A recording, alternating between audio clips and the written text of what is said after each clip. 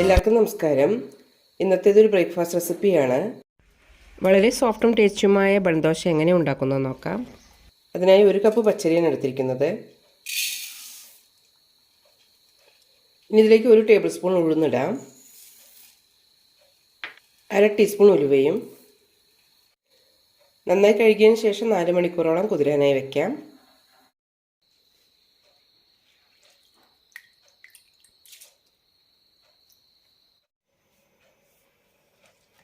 അരിയൊക്കെ നന്നായി കുതിർന്നിട്ടുണ്ട്. ഇനി ഇത് അരച്ചെടുക്കാം.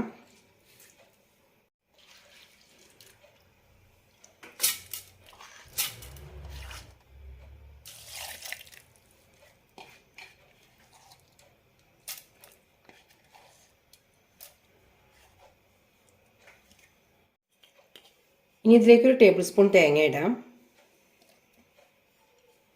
കൂടെ തന്നെ 1/4 കപ്പ് വെള്ളവിലും. നന്നായി കുതിർത്തിയ ശേഷമാണ് ഇടുന്നത്.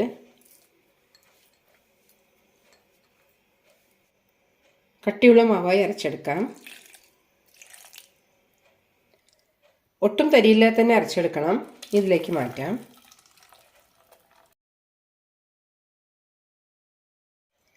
മാവിലേക്ക് ആവശ്യമുള്ള ഉപ്പിടാം. ഇനി നന്നായി ഒന്ന് മിക്സ് ചെയ്ത് കൊടുക്കാം.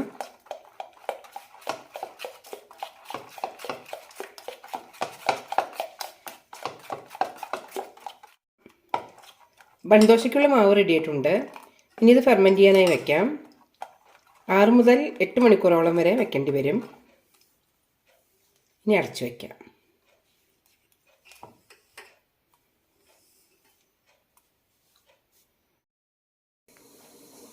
മാവ് എങ്ങനെ പൊങ്ങിയിട്ടുണ്ടോ നോക്കാം.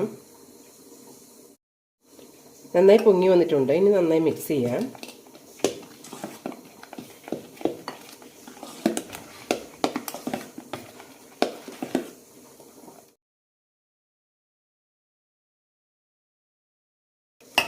ഇതിലേക്ക് താളിച്ചിടാം.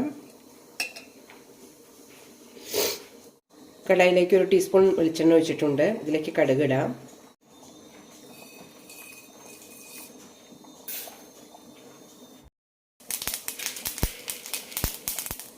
കടുക് പൊട്ടിക്കഴിയുമ്പോൾ കുറച്ച് ഉഴുന്നിടാം.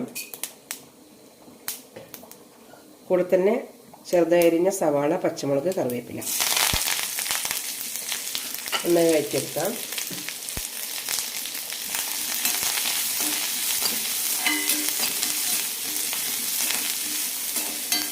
സവാള ചോക്കേണ്ട ആവശ്യമില്ല, നന്നായി ട്രാൻസ്പെറൻ്റ് ആയാൽ മതി.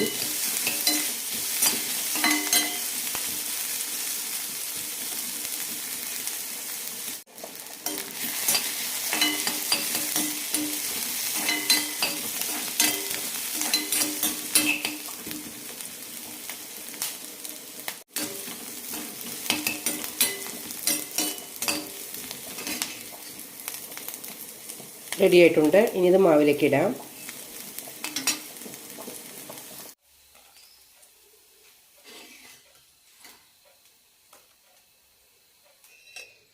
നന്നായി മിക്സ് ചെയ്യാം.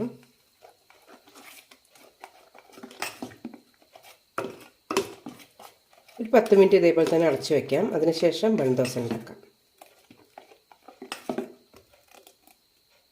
പാൻ ചൂടായിട്ടുണ്ട്. ഇതിലേക്ക് കുറച്ച് വെളിച്ചെണ്ണ ഒഴിക്കാം. ഇതിലേക്ക് 1 തവി മാവ് ഒഴിക്കാം.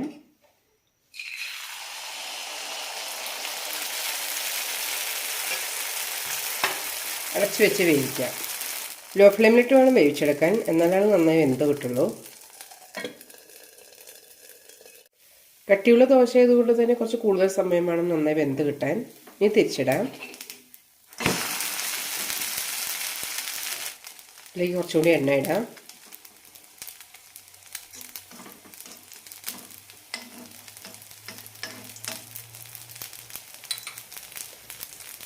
രണ്ട് 3 മിനിറ്റ് കൂടി അടച്ചു വെച്ച് വേവിക്കാം. തിരിച്ചിടാം.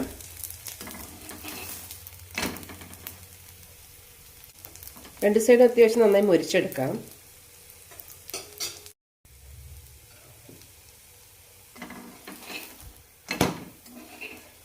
ഇതുപോലെ നല്ല ഗോൾഡൻ ആകുമ്പോൾ എടുക്കാം.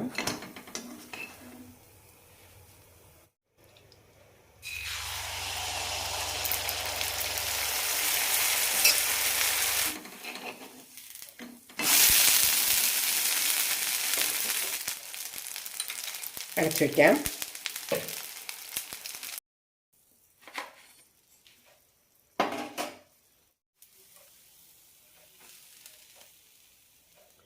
വളരെ ടേസ്റ്റിയായ ബൺദോശ റെഡി ആയിട്ടുണ്ട്. ബൺദോശ വളരെ സോഫ്റ്റായിരിക്കും. കറിയൊന്നും ഇല്ലെങ്കിൽ തന്നെ ഇത് കഴിക്കാം, അത്ര രുചിയാണ്. എല്ലാവരും ഒന്ന് ട്രൈ ചെയ്ത് നോക്കൂ.